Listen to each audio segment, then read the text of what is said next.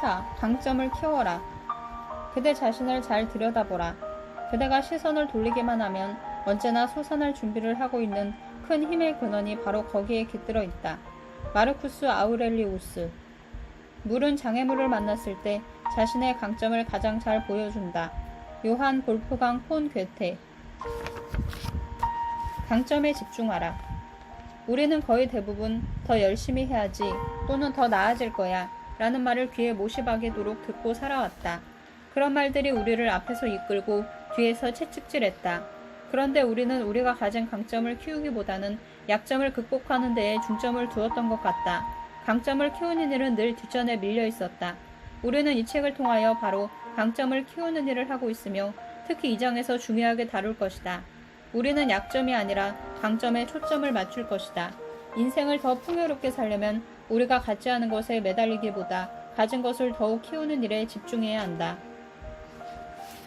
파레토의 법칙. 어떤 아이가 과학시험에서 96점을 받았다. 아이는 칭찬받을 생각에 집안에 들어서자마자 시험지를 흔들며 부모에게 자랑한다. 대개는 잘했구나 라든가 대단해 네가 아주 자랑스러워 혹은 우와 어떻게 그렇게 잘했어? 라는 칭찬을 듣게 될 것이다. 하지만 모든 부모가 반드시 그런 것은 아니다. 뭘 틀렸기에 100점을 못 받았어? 라고 반문하는 부모도 드물지 않다. 이런 말을 듣는 순간 아이의 환호성은 금세 실망으로 바뀌고 96점이란 점수는 실패의 상징이 되고 만다. 왜 이런 일이 자주 일어나는 것일까? 잘못한 일만 보고 잘한 일은 덮어버리기 때문이다. 96점이라는 점수는 사실 우수하다는 평가 이상의 점수이다. 채워지지 않은 4점에 초점을 맞춘다 할지라도 걱정하거나 괴로워할 점수는 결코 아니다. 강점을 키우려면 우리가 성취해낸 것에 먼저 초점을 맞추어야 한다. 우리가 얻은 점수가 30점이나 40점이라 할지라도 마찬가지이다. 앞으로 나아가는 방법을 궁리하기에 앞서 우리가 이미 도착한 지점을 보아야 한다. 아기가 첫 걸음마를 떼었을 때 아기에게 넌 왜 뛰지도 못해? 라고 핀잔을 주는 사람이 있는가? 아기가 해낸 일에 집중하고 그것에 근거하여 칭찬하는 것이 예사이다. 그것이 바로 우리가 배우는 방식이다. 이미 얻은 것을 어떻게 얻었는지 돌아보면 통찰력과 행동과 성공의 상관관계를 더욱 뚜렷이 알게 된다. 그것이 우리의 배움을 촉진하고 강화하는 것이다. 다음은 당신이 얻은 것이 96점이든 57점이든 22점이든 당신이 이미 얻은 것에 집중하도록 돕는 강점 강화를 위한 질문들이다. 다음의 질문을 통하여 당신이 이미 얻은 것에 먼저 초점을 맞추자. 그러한 결과를 얻게 한 것은 무엇인가? 그러한 행위를 실제로 더 장려했던 것은 무엇인가? 당신의 어떤 강점이나 자질이 오늘의 당신을 있게 했는가? 이번에 달리 행한 것이 있다면 무엇인가? 늘 해왔지만 이번에는 하지 않은 행동이나 습관이 있는가? 무엇이 당신으로 하여금 보탬이 되지 않은 행위를 그만두게 할 수 있을까? 그 밖에 당신이 한 행동은 무엇인가? 일기를 쓰면서 이런 질문에 대답하는 시간을 갖자. 이 질문들은 통찰력과 행동이라는 성공 정책을 이끌어내기 위해 고안된 것이다. 연구에 따르면 몇 가지 핵심이 되는 것이 결과에 기여한다. 이를 파레토의 법칙이라고 하는데 당신의 행위 중 20%가 결과의 80%에 기여한다는 것이다. 앞의 질문은 바로 그 핵심이 되는 20%를 밝히는 데에 도움을 줄 것이다. 사실 이런 탐구를 하다 보면 당신은 더 영리하게 일하게 된다. 죽자고 일에 매달리는 것보다 훨씬 더 효율적으로 일할 수 있게 되는 것이다. 우리는 배움의 사이클 중에서 각자가 선호하는 특정한 지점에서 시작한다. 곧바로 행동으로 들어가는 사람도 있고 먼저 숙고하는 사람, 이론에 집중하는 사람, 실용성에 초점을 맞추는 사람도 있다.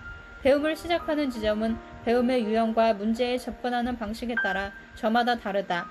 이 점을 자세히 살펴보면 우리의 강점을 강화하는 데 도움이 될 것이다. 다음 내용은 피터 하니와 앨런 먼포드의 연구에 근거한 것이다. 읽어보면서 당신의 유형을 알아보라. 행동과 유형, 망설인 만큼 손해다. 행동과 유형의 사람들은 열정적이고 지금 당장 먼저 행동하고 나중에 생각하는 것이 특징이다. 이 사람들은 판에 박힌 일과 긴 설명을 지루해야 한다. 그들은 새로운 경험을 즐기고 어떤 일에나 무모하게 뛰어든다. 또한 사용 설명서를 읽는 것보다 직접 해보는 것을 더 좋아한다. 그들은 무슨 일에나 앞장서는 편이고 성급하게 결론을 내리는 경향이 있다. 그들은 자기 역할을 기꺼이 감당하며 다른 사람들의 주목을 받는다. 파티에 없어서는 안 되는 중요한 존재들이다. 사색가 유형, 돌다리도 두드려보고 건너라. 이 사람들은 보다 신중하고 뒷전에서 선택사항들을 저울질하는 경향이 있다. 의견을 제시하는 것이 느린 편이고 결론에 도달하는 것도 느리다. 그들은 관찰하고 비평하며 큰 그림을 그리면서 준비하는 과정을 통해 최상의 배움을 얻는다. 그들은 대체로 앞장서서 일하거나 역할 모델이 되는 것을 달가워하지 않는다. 그들은 무모하게 달려드는 것을 혐오하고 꽉 짜인 일정을 싫어한다. 이론과 유형, 그것은 과연 의미가 있는가? 이 사람들은 문제를 논리적으로 생각하는 경향이 있다. 그들은 합리적이고 객관적이며 사실과 가정을 건전한 이론으로 만들려고 한다. 그들은 논리적으로, 구조적으로, 단계별로 문제를 해결한다. 중요한 법칙에 대해 견해를 밝히기보다 질문을 함으로써 법칙을 따지려 든다. 그들은 감정과 느낌이 중요시되는 상황에서는 일을 잘 하지 않는다. 대신 뚜렷한 목적과 조직적인 것을 선호하고 그런 것이 명백히 드러난 상황에서는 최선을 다해 일한다. 실용적인 유형, 그것은 작동이 되는가? 실용적인 유형의 사람들은 새로운 아이디어와 실험을 즐긴다. 그들은 이론과 기술을 실제에 적용하는 법을 발견하는 데에 민감하다. 그들은 기민하고 자신감이 넘치며 핵심을 곧바로 짚어가는 것을 좋아한다. 이 사람들은 끝없이 이어지는 토론에는 쉽사리 진절머리를 낸다.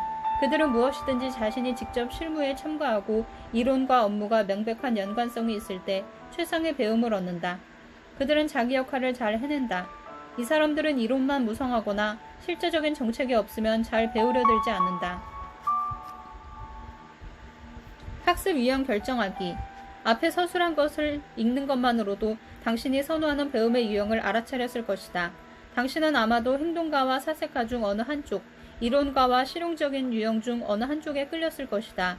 다음에 도표를 보라.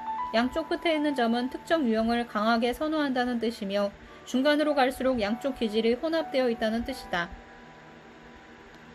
상자 안에 있는 3개의 점은 특정한 배움의 유형을 강한 정도에 따라 상중 하로 표시한 것이다. 어느 쪽이든 옳거나 그런 것은 아니다. 이 피드백은 당신에게만 유용하다. 당신이 가장 끌리는 유형을 정하고 이를 표시해두면 이를 다시 다른 실험들에 사용할 수 있을 것이다. 이것을 하기 전에 피터 하니와 앨런 먼포드가 고안한 질문지에 답을 한다면 한결 깊은 통찰을 얻을 수 있다. 유형 실험. 둘씩 짝을 이루는 유형 중 행동가, 사색가, 이론가, 실용가 어느 한쪽에 더 많이 끌린다는 것은 그러한 배움의 환경이 조성되었을 때 더욱 편하게 느낀다는 뜻이다. 다른 쪽은 덜 편하다. 이러한 실험의 목적은 마음 편한 환경에서 마음껏 일함으로써 더 깊은 통찰력을 얻는 데에 있다. 당신이 선호하는 두 유형을 골라 일주일에 한 가지씩이라도 다음의 제안 상황을 실천해보자. 행동가 유형을 위한 제안. 일주일 동안 다음 중 한 가지를 실천해보자. 다른 사람들의 행동 습관을 지켜보자. 사람들이 살아가는 모습을 차분하게 보라는 것이다. 일기를 쓰자. 특정한 행위의 전말을 묘사하는 연습을 하자. 일에 직접 뛰어들기 전에 관망하는 시간을 가져보자. 사색가 유형을 위한 제안. 일주일 동안 다음 중 한 가지를 실천해보자. 이번 주 안에 뭔가 새로운 일을 시도해보자. 낯선 사람에게 말을 걸어보자. 생각만으로 이것저것 재기 이전에 행동을 하는 것으로 하루를 시작해보자. 이론과 유형을 위한 제안. 일주일 동안 다음 중 한 가지를 실천해보자. 행동 계획, 목표 수립을 만드는 일에 집중해보자. 그것과 함께 실제적인 기술과 시험 방법을 수집해보자. 다이 가구나 조립식 가구 만들기에 도전해보자. 실용적인 유형을 위한 제안. 일주일 동안 다음 중 한 가지를 실천해보자. 이론적이고 생각을 요구하는 무거운 읽을거리에 도전해보자. 논쟁에서 일관성 있게 말하는 연습을 해보자.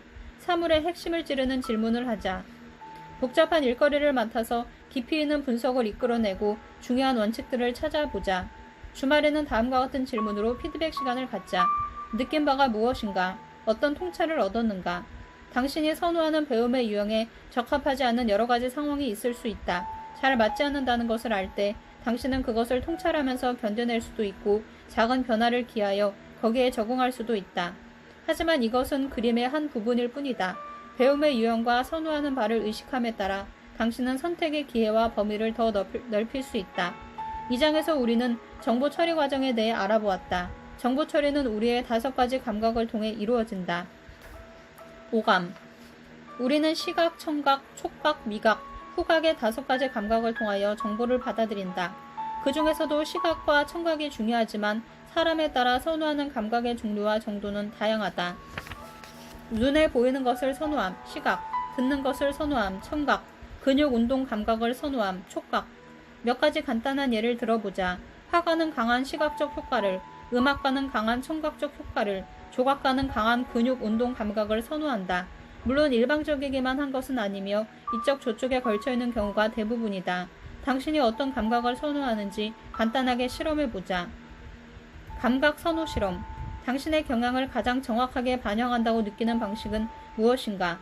지침. 각각의 질문에 A, B, C 3개의 선택사항이 있고 전체 5점 내에서 각 항목에 점수를 준다. 당신의 경향과 잘 맞는 것에 많은 점수를 주고 잘 맞지 않는 것에는 점수를 적게 준다. 자신의 경향과 전혀 맞지 않으면 점수를 주지 않는다. 각 질문에 어떤 식으로 점수를 줄 것인지는 당신이 임의대로 결정하겠지만 전체의 합이 5점이 되어야 한다. 예를 들면 5, 0, 0점, 2, 1, 2점, 1, 0, 4점 이런 식이다. 소수점 이하는 사용하지 않는 것이 좋다. 실험 1. 휴식을 취할 때 당신이 선호하는 것은? A. 텔레비전이나 DVD를 본다. B. 음악을 듣는다. C. 헬스클럽에 가거나 산책을 가는 등 활동을 한다. 2. 영어 단어의 철자를 확인할 필요가 있을 때 당신은? A. 머릿속에 그 단어를 그려본다. B. 소리를 내어 발음을 해본다. C. 적어보고 맞게 쓰인 것인지 파악해본다. 3. 책을 읽을 때 당신이 선호하는 것은? A. 묘사 장면. B. 대화가 많은 장면. C. 액션 위주의 스토리. 4. 대화를 할 때 당신이 선호하는 것은? A. 상대방이 말하는 장면을 눈으로 그려본다. B. 상대방이 말하고 있는 것을 귀로 듣는다. C. 느낌이 중요하다. 5. 집중하려고 할 때 당신의 주의력을 가장 잘 분산시키는 것은? A. 어떤 움직임이나 어수선함. B. 소리나 소음. C. 당신 주변을 오가는 것들이나 온도의 변화. 6. 오랜 시간 후에 사람들을 다시 만날 때 당신은? A. 이름은 잊어먹지만 얼굴이나 어디에서 만났는지 등은 잘 기억하는 편이다. B. 얼굴보다 이름이나 대화 내용을 더 잘 기억한다. C. 함께했던 일을 가장 잘 기억한다. 7. 업무 관계로 사람들을 접촉해야 할 때 당신은? A. 얼굴을 맞대고 직접 거래하기를 좋아한다. B. 전화를 선호한다. C. 점심을 함께하거나 다른 활동을 하면서 대화한다. 8. 무엇인가를 조립해야 할 때 당신은? A. 사용 설명서에 나온 그림을 보고 지시에 따른다. B. 고객센터에 전화를 걸거나 누군가에게 설명해 달라고 요청한다. C. 직접 만져가면서 해본다. 점수. 당신의 반응에 대한 점수를 합산한다. A의 합계는 이는 당신의 시각 점수이다. B의 합계는 이는 당신의 청각 점수이다. C의 합계는 이는 당신의 촉각 점수이다. 선호하는 감각이 뜻하는 것. 실험을 하고 점수를 매기면서 당신은 이것이 서로 다른 배움의 유형을 암시한다는 것을 알아차렸을 것이다. 세 가지 감각 중에서 높은 점수를 얻은 감각은 다음과 같은 의미를 지닌다. 가장 높은 점수. 시각의 점수가 가장 높다면 당신이 시각을 활용하여 잘 배운다는 뜻이다. 강의를 듣거나 프레젠테이션에 참석할 때에도 도표나 그림, 지도를 선호한다. 휴식을 취할 때에는 텔레비전이나 영화를 보고 상상을 자극하는 묘사 위주의 책을 즐긴다. 당신은 얼굴을 잘 기억하고 비즈니스를 할 때는 직접 만나 눈을 들여다보면서 교감하기를 좋아한다. 당신은 그림 설명서에 따라 조립식 가구를 잘 맞춘다. 청각의 점수가 가장 높다면 당신이 청각을 활용하여 잘 배운다는 뜻이다. 당신은 말로 하는 지시를 잘 따르는 편이다. 휴식을 취할 때는 주로 음악을 들으며 대화가 많은 책을 좋아한다. 이름을 잘 기억하고 비즈니스를 할 때에는 전화를 잘 이용한다. 조립식 가구를 맞춰야 할 때는 고객센터에 전화를 걸거나 누군가의 설명을 듣는 편이다. 촉각의 점수가 가장 높다면 당신이 촉각을 활용하여 잘 배우며 실제적인 활동을 선호한다는 뜻이다. 휴식을 취할 때에는 산책을 가는 등 활동하는 것을 좋아한다. 액션 위주의 소설이 아니라면 책을 그다지 좋아하지 않은 편이다. 함께 점심 식사를 하거나 다른 활동을 하면서 비즈니스를 한다. 조립식 가구는 손으로 만져가며 느낌에 의존하여 맞추는 편이다. 점수가 서로 엇비슷하다면? 점수가 서로 엇비슷하다면 당신은 특별히 선호하는 감각이 따로 없으며 상황에 따라 감각을 골고루 활용한다는 뜻이다. 이 실험은 단지 당신이 선호하는 감각의 근사치를 나타낼 뿐이지 당신에게 붙이는 식별표가 아니다.